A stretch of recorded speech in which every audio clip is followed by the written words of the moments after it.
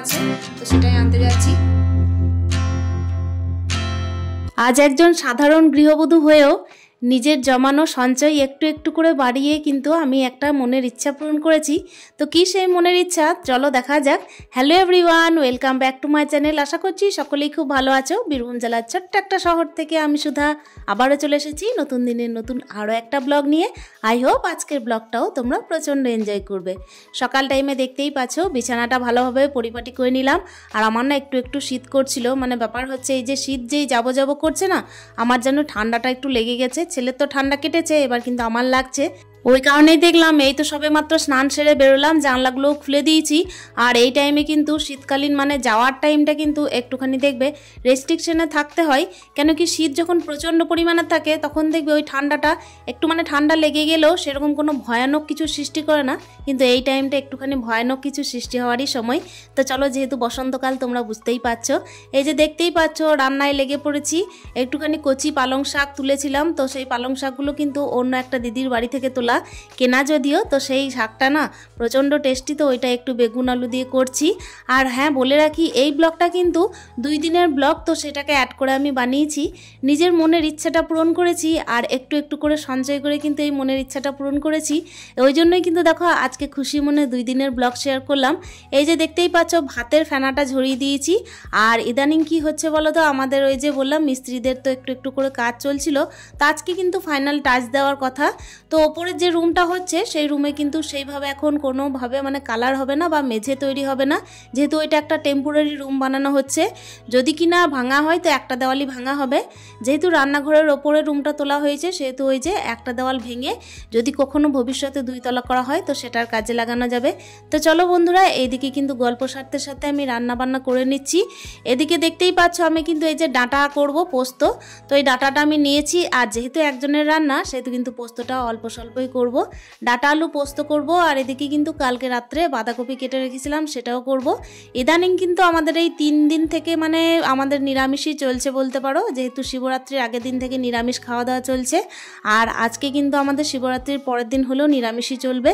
আমার মামার বাড়িতে হচ্ছে কালী পুজো, বলতে বলতে না হয় বলেই ফেলি, আমার কিন্তু মনের ইচ্ছা ছিল মামার বাড়ির ওই যে মা কালী আছে ওনাকে কিন্তু আমি একটা মুকুট দেবো, মানে মুকুট দেবো বলতে ওনারই দেওয়া সব কিছু। আমরা তো এই বিশ্বজগতে শুধুমাত্র একটা মাধ্যম হিসেবে আছি, তাছাড়া দেখো ওনারই সৃষ্টি, সব কিছু ওনারই দেওয়া।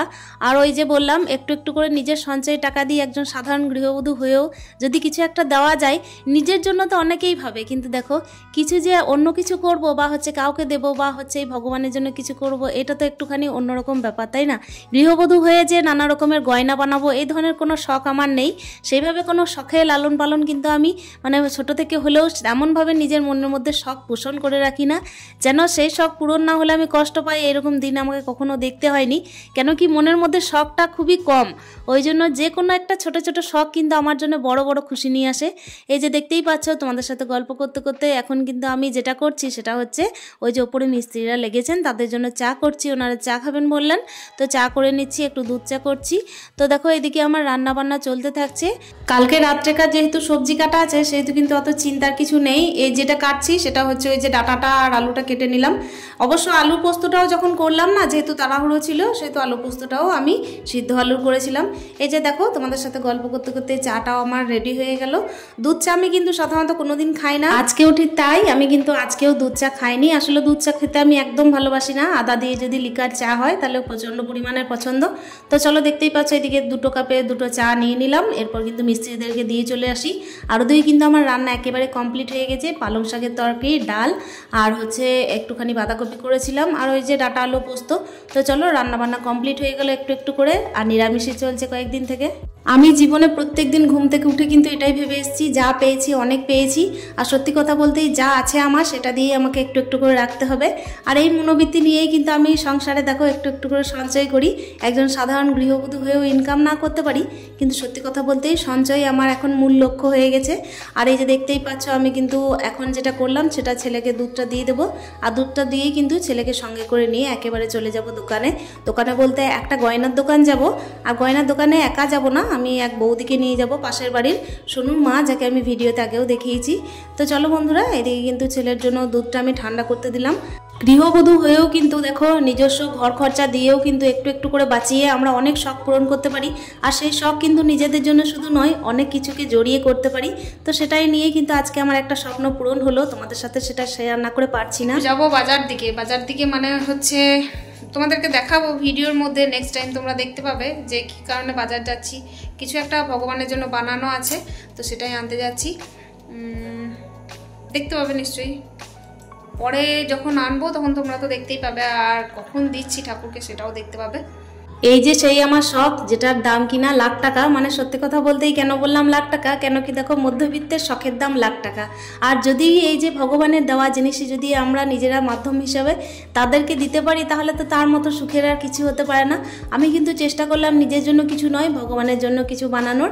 ওই যে বললাম মা কালীর পুজো আছে, শিবরাত্রির পর কিন্তু যে অমাবস্যা পড়ে সেই অমাবস্যাতেই মা কালীর পুজো হয়। আর আগেও বলেছি এই ভিডিওটা কিন্তু কিছুদিন আগেকার, তো সেই হিসাবে দেখো যেদিন আমি এই যে মা কালীর মুকুটটা নিতে এসেছি সেই দিন আমি ভিডিওটা করেছিলাম। আজকে ভাবলাম যেহেতু অমাবস্যা লেগে গেছিল আর পুজোটাও হবে, সেহেতু দেখো পুজোটা দেখানোর জন্য এই যে মুকুটটাও আমাকে দেখাতে হবে। তো মুকুটটা কেমন হয়েছে তোমরা অতি অবশ্যই কমেন্টের মাধ্যমে জানানোর চেষ্টা করো। মোটামুটি ওই 80 গ্রাম ওজনের আপাতত ওজনটা হয়েছে। আমার শ্বশুরবাড়িতেও কালী পুজো হয়, কিন্তু মায়ের আশীর্বাদে কিন্তু শ্বশুরবাড়িতে যে যার নিজের মতো করে রোজগার ইনকাম যাই হোক করছে। যত ছেলে আছে ইয়াং জেনারেশনে তারা কিন্তু নিজেরা কর্মজীবনে মানে এতটাই ব্যস্ত, এতটাই সুখী যে সত্যি কথা বলতে মাকেও কিন্তু সেইভাবে সাজিয়ে গুছিয়ে রেখেছে। আর মামার বাড়ির কিন্তু কালী পুজো উপলক্ষে আমি এটা বানানোর চেষ্টা করেছি, আর শ্বশুরবাড়ির কালী পুজো উপলক্ষে এমন কিছু আমার দেওয়ার মতো সামর্থ্য নেই। এই কারণে বললাম মাকে আমি কী বা দিতে পারি, তার এমন কোনো জিনিস নেই যেটা আর কি নেই। আর এখানে মা কালীর যেটা আমি বানাচ্ছি সেটা মামার বাড়ির এই কারণেই বানাচ্ছি, যেহেতু আমার শ্বশুরবাড়িতে তো মায়ের কোনো কিছুর অভাব নেই, কিন্তু মামার বাড়ির মা কালীর কিন্তু সত্যি কথা বলতে একটুখানি যদি সাজিয়ে গুছিয়ে রাখতে পারি তাহলে আমারও ভালো লাগবে। মামার বাড়ির মা কালীর এমন কিছু গয়না নেই, সেই কারণে কিন্তু আমার চোখ ছলছল করে। শ্বশুরবাড়ির মা কালীকে যখন দেখি তখন মামার বাড়ির মা কালীকেও খুব মনে পড়ে। এই একটা মনের ফিলিংস, আর কিছু না। সেই কারণে কিন্তু নিজের একটা সঞ্চয় টাকা দিয়ে এই যে দেখতেই পাচ্ছ ছোট্ট একটা জিনিস মাকে উপহার দিচ্ছি। উপহার দেওয়ার মতো তো বলতে পারবো না যে মাকে সামর্থ্য আছে, তারই তো সব দেওয়া, কিন্তু তবুও দেখো চেষ্টা করলাম। আর এই যে দেখো তোমাদের সাথে একটা খুশির মুহূর্ত ভাগ করে নেওয়ার পরে নিজের সঞ্চয় দিয়ে একটু একটু করে মানে স্বপ্ন দেখে আমি এই জিনিসটা যে বানিয়েছি এতটা ভালো লেগেছে। এই যে দেখো চাউমিন বানাচ্ছি সেই খুশিতে। আর এখন দেখতেই পাচ্ছ চাউমিনটা আমি ভাইয়ের ছেলেকে আর আমার ছেলেকে দেবো। আর চাউমিনটা না আজকে খুব টেস্টি হয়েছিল, সমস্তটাই নিরামিষ, নিরামিষের মধ্যেই কিন্তু কিছুদিন যাবে। মানুষের জীবনে কিন্তু চাওয়া পাওয়ার শেষ নেই, কিন্তু দেখো এই চাওয়া পাওয়া শুধুমাত্র নিজের জন্য রাখলেই হয় না, চাওয়া পাওয়া কিন্তু দেখো সবাইকে ঘিরে যদি থাকে না তাহলে দেখবে তার খুশিটা অন্যরকম। মানে নিজের জন্য কেনা আর সবার জন্য করা, এই দুটোর মধ্যে তফাৎটা এত বেশি না যে আমি কিন্তু বলে বোঝাতে পারবো না। যারা এটা করতে ভালোবাসে তারা নিশ্চয়ই জানবে। সত্যি কথা বলতেই যেটা নিজের জন্য করা হয় সেই খুশি একটা আলাদা, আর সবাইকে দিয়ে যেটা করা হয় না সেই খুশিটা একটা আলাদা। খুশি যত ভাগ করে নেওয়া যায় ততই কিন্তু তাতে বাড়ে, কমে না। তো চলো বন্ধুরা, এদিকে কিন্তু চাউমিনটা আমি ছেলেকে আর ভাইয়ের ছেলেকে দুজনকে সার্ভ করে দিলাম। আর ওপর থেকে ওরা সস ছাড়া তো খাবেই না, যেটা কোনো দিন খায় না আজকেও খাবে না। আর আমার ভাইয়ের ছেলে বলছিল যে প্রচণ্ড টেস্টি হয়েছিল, যেটা শুনে কিন্তু আমি খুবই খুশি হয়েছি। একেবারে ছোটোবেলা থেকেই কিন্তু আমি সঞ্চয়ী হওয়া খুবই পছন্দ করতাম। আমি একদম ছোটোবেলা থেকেই বাবা যখন বাসের ভাড়া দিত 1 টাকা 2 টাকা করে, তখন থেকেই কিন্তু আমি ওই 1 টাকা 2 টাকার টাকাটা আর কি, তখনকার দিনে তো অনেকটাই বেশি হিসেব মতো তখনকার বাস ভাড়া ছিল 50 পয়সা, সেই 50 পয়সা আমি 2 দিনের ভাড়া দিতাম। আর তারপর কিন্তু দেখো বাকিটা আমি জমিয়ে রাখতাম। এইভাবে কিন্তু আমি নিজের সংসারেও এখন করার চেষ্টা করি, যদিও বা এখনকার দ্রব্যমূল্য, এখনকার বাজার দর অনেকটাই বেশি, তবুও দেখো মানুষের ইনকাম অনুযায়ী তো তাকে নিজস্ব আর কি খাতের মধ্যে কিছুটা রাখতেই হবে। আর হাউসওয়াইফ হয়ে তো আমার নিজস্ব কোনো ইনকাম নেই, সেখান থেকে আমি চেষ্টা করি ওই ঘর খরচা থেকেই কিছুটা করে বাঁচানোর। আর এই যে নিজের খুশির মুহূর্তটাকে ভাগ করে নেওয়ার পরে কিছু একটা সঞ্চয় টাকা দিয়ে বানানোর পরে আজকের ভিডিওটা এই যে চাউমিন খেতে খেতেই শেষ করব। দুজনে মিলে কিন্তু আমাকে পার্সেন্টেজ দিচ্ছিল 100-র মধ্যে কতটা দেওয়া যেতে পারে চাউমিনের। আর চলো বন্ধুরা, আজকের ভিডিওটা আশা করছি তোমাদের প্রত্যেকের খুব ভালো লেগেছে। কমেন্টের মাধ্যমে জানানোর চেষ্টা করবে আমার সঞ্চয়ের কেনার জিনিসটা তোমাদের কেমন লেগেছে, মাকে দেবো অতি অবশ্যই জানাবে। দেখা হচ্ছে নেক্সট ব্লগে। স্টে হ্যাপি, হ্যাপি মন, টাটা।